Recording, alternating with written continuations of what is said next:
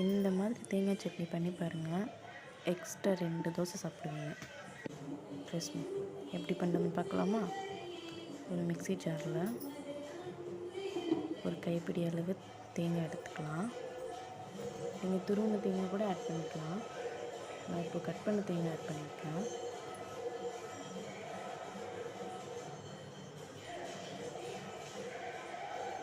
அதோட காரத்துக்கு ஏற்ற மாதிரி மிளகாய் சேர்த்துக்கலாம். நான் இன்றைக்கி 3 மிளகாய் சேர்த்துருக்கேன்.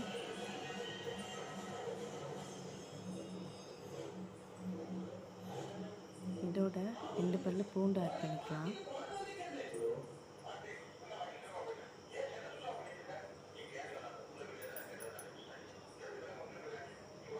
ஒரு துளியோண்டு இஞ்சி ஆட் பண்ணிக்கலாம்.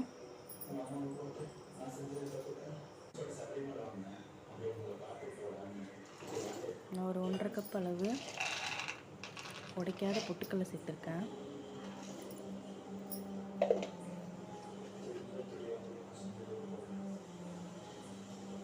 ஒரு கைப்பிடி அளவு கருவேப்பிலை சேர்த்துக்கலாம்.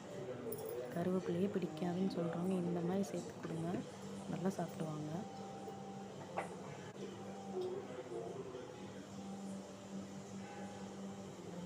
ஒரு 1.5 ஸ்பூன் உப்பு சேர்த்துக்கலாம்.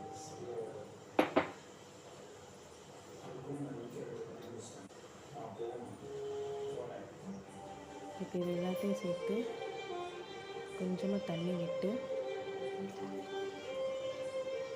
மிக்ஸியில் நல்லா அரைச்சி எடுத்துகிட்டு வந்துடலாம். இப்போ ஒரு கிண்ணத்தில் நம்ம இப்போ எடுத்து அரைச்சோம் இல்லையா, அது இந்த கிண்ணத்தில் சேர்த்துக்கலாம்.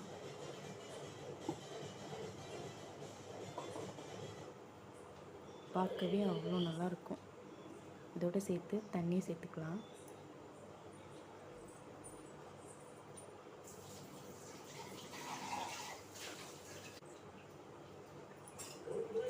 உப்பு சரியாக இருக்கான்னு பார்த்துக்கோங்க.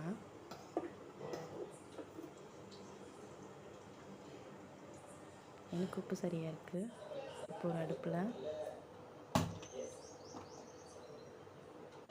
தாளிப்பு கரண்டி வச்சு எண்ணெய் விட்டு கடுகு ஒன்று சேர்த்துக்கலாம். கடுகு நல்லா பொரிஞ்சு வந்ததும் ஒரு துளியோண்டு கருவேப்பிலை சேர்த்துக்கலாம். இப்போ நம்ம தாளிப்பை சட்னியில் ஆட் பண்ணிக்கலாம். அவ்வளோதாங்க, சுவையான தேங்காய் சட்னி ரெடி ஆயிடுச்சு. இந்த தோசையோடு சேர்த்து சாப்பிட்டு பாருங்கள். நல்லா மொறு மொறுன்னு தோசை. அதோடு நம்ம செஞ்சு வச்சுருக்க தேங்காய் சட்னி.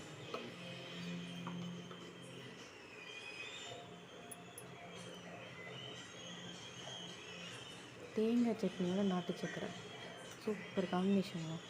ஒரு தடவை அப்படி ட்ரை பண்ணி சாப்பிட்டு பாருங்கள், கண்டிப்பாக உங்களுக்கே ரொம்ப யாருக்கெல்லாம் இந்த காம்போ ரொம்ப பிடிக்கும்னு சொல்லிட்டு கீழே கமெண்ட் பண்ணுங்கள். தேங்க்ஸ் ஃபார் வாட்சிங்.